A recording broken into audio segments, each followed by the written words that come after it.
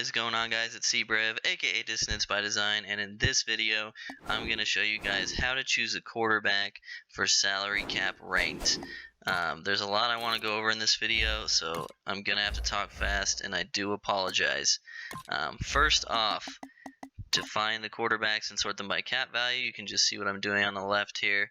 But my general recommendation for right now, keep in mind this is June 12th, so any value I place on players or whatever may change as new cards come out, but I do not recommend spending less than 64 cap points on a quarterback. And the reason is, personally, I've found that any given game, one missed throw from your quarterback can change the entire course of a game. And in general this year, quarterbacks are really highly priced regardless, so you might as well just spend a little extra to make sure that you got a good one.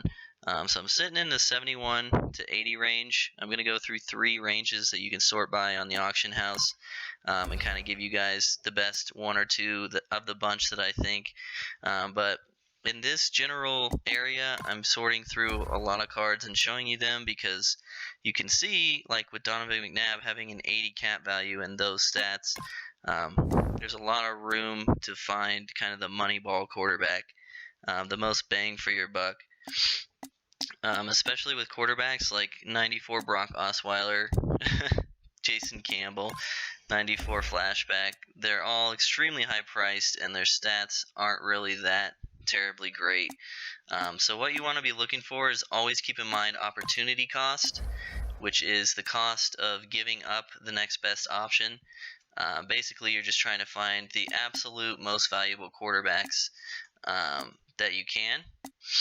And you can do this with any position. I'm just showing you guys how to do quarterbacks now. In my personal scheme, I like pocket passers. I don't really find mobility to be a big deal, but a lot of people do. So keep in mind, EA puts a very high cap value on quarterbacks that are fast. So in order to get a fast quarterback, you're probably going to have to spend a lot more than you would for a non-mobile or a slightly less mobile quarterback.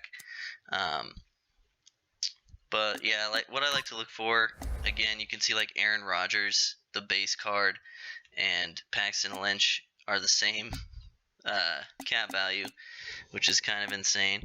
So I'll just give you guys my picks. For the 71 to 80 range, I love Final Edition Carson Palmer. He's only 74 points, and he's by far the best pick of the litter. That was the last page I was on. This page, the 61 to 70 area, by far the best pick is Road to the Playoffs Tom Brady. However, he's pretty expensive and very rare these days.